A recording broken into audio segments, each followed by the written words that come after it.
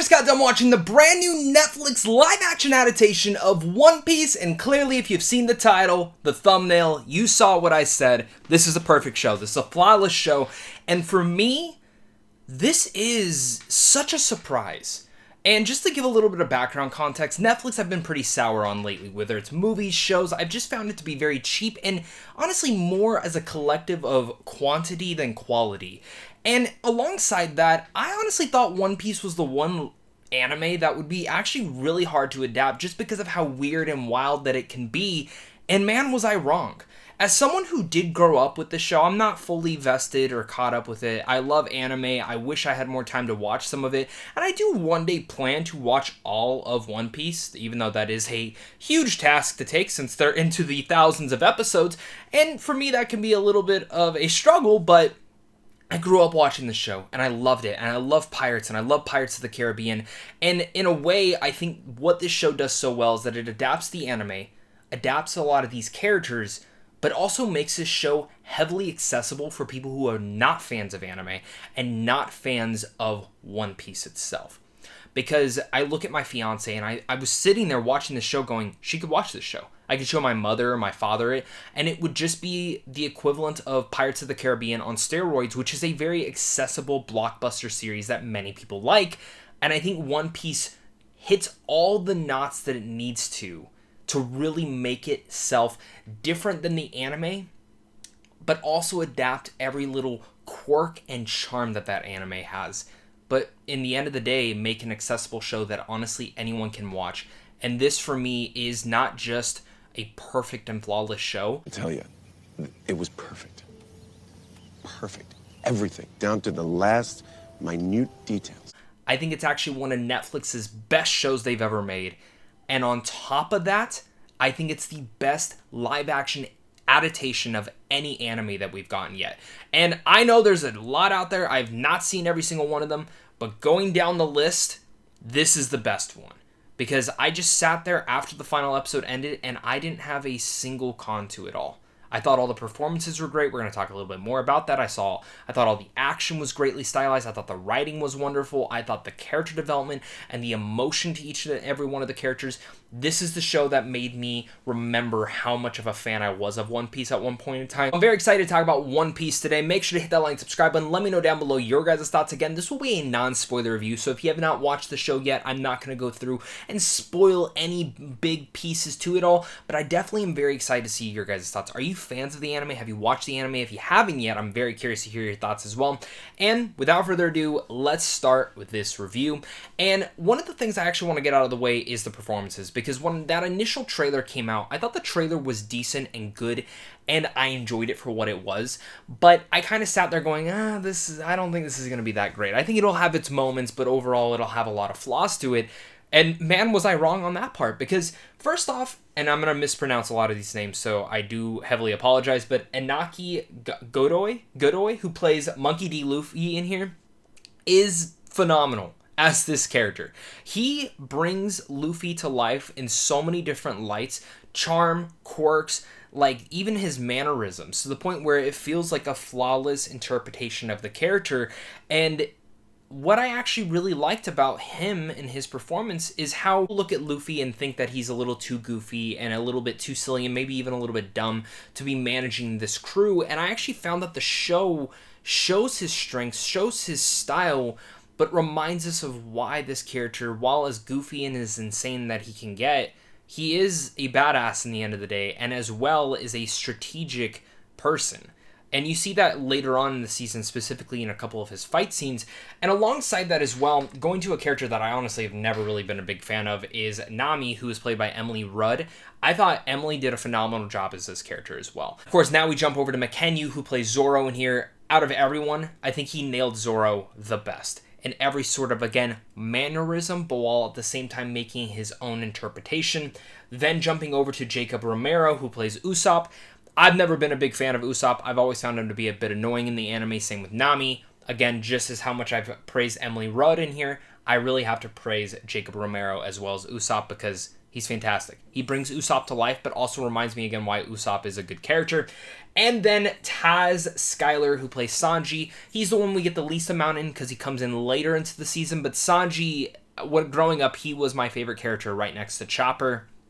And I actually found that they nailed Sanji very well. And the rest of the cast, whether it's smaller characters like Buggy, who's the clown, played by Jeff Ward, jumping into Morgan Davies, who plays Cobby. You have Vincent Reagan, who plays Garp.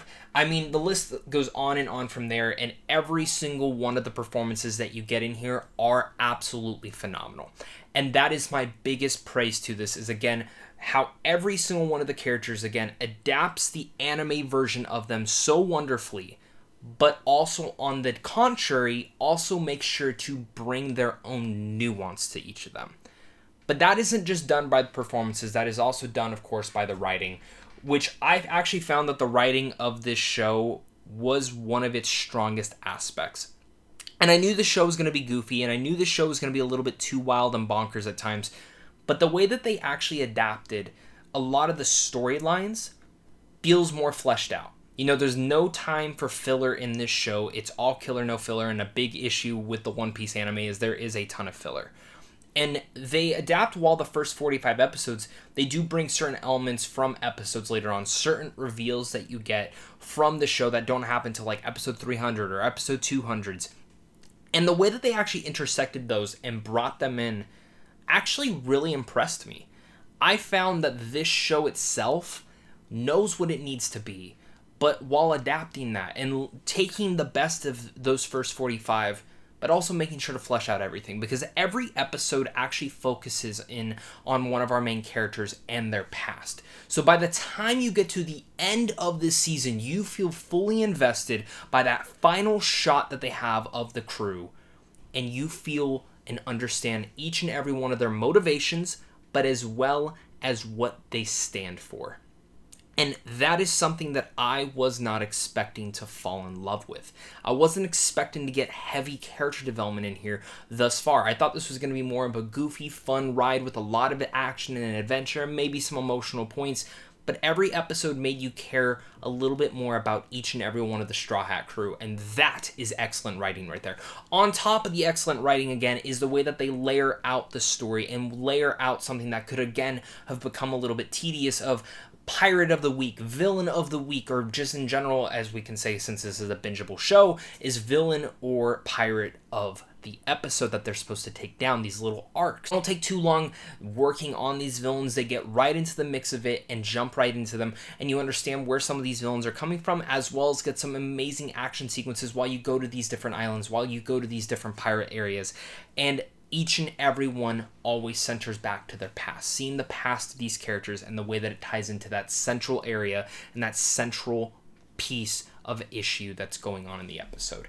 And I think that's one of the things that the way that they break it down is that each episode always feels so fresh and so new, as it gives a little bit more development of what's going on. And within each episode, while you get those developments, you also get a lot of action scenes. And that was one of the pieces that I've been so nitpicky with a lot of stuff lately, is action. I'm so tired of these jump cut action sequences with the editing looking garbage, and I've been very advocate for that. I don't need everything to look like John Wick. I just need to see what's actually going on. And every single set piece and action sequence in One Piece gets better than the last. And every single one of them shows off these characters in their mannerisms and their style. And with that said, of course, we know there's going to be visual effects in here. Luffy's going to have his stretchy arms, his stretchy body. And the trailers made it look a little iffy. The actual final cut in the final version of this, it does look great. Looks a little silly at times, but that's kind of, again, goes with the tone, the quirk, and the charm of the show, is some of the silliness to that. But on top of that, there could have been an easy essence to use visual effects for everything. Even some of the villain characters, even some of the sort of nuances to that. Like the main fish-looking guy, like, they could have buffed him up, they could have made him all CGI, and it would have looked fine. But going with prosthetics and going with a more practical look will make this show hold up better, but also just makes it look again and feel realistic. Doesn't feel as cartoony. They find that fine balance of cartoony and realism to it. And even Luffy's powers, you do kind of feel that and understand where that's all coming from. I love that they did the practical ships. You do feel like that. I haven't seen that in a lot of different things, and it's very rare when they actually do bring that. And for me, again, harkens back to the days of Pirates of the Caribbean where they did actually bring these ships to life. There's not a lot of ship combat in here, but there's a lot of hand-to-hand stuff. There's a lot of sword fighting, and there's just a lot of gum gum!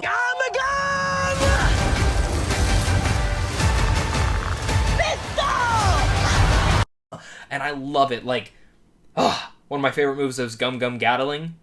It's pretty damn badass in here. For people who don't know what that is, you'll be pretty excited when you get to see it. Every single one of the moves that Luffy does in here that just makes me excited and smile and be so happy while watching this show. With that said, while we know what the grand scheme is and to get to the grand line and all that, it's the buildup of focusing on a season 1 of introducing a whole new cast and crew of characters that Luffy needs to build up his crew, getting us to know each and every one of them, providing a lot of entertainment value, a lot of action, and then in the end of the day, making us feel emotionally tied to these characters.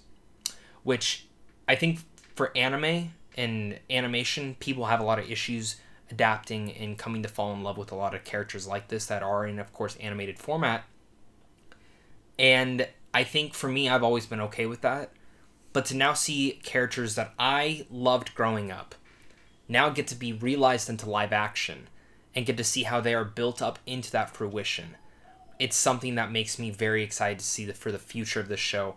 And I'll say it right now, if Netflix cancels this show, I might honestly cancel my Netflix account, because this is hands down everything that I needed this show to be and more, and I think this could be their next big show. I did like Cowboy Bebop. We'll do a little bit of a discussion there. I did really like that show. It was not perfect, though. They did have a lot of issues in that show, specifically with the villain. But One Piece for me is a perfect tie to everything that comes from that anime. It's a love letter to that anime, but at the same time making its own version of the show and really much making a new version that's accessible for everyone to understand, okay, this is why people love this. It's Pirates of the Caribbean on steroids. Have I sold you yet? Do you like Pirates of the Caribbean? Then you should probably watch this show. If I am to do an issue that I think some people might have is they might find it to be a little bit too over the top or too kooky or too weird or too wild.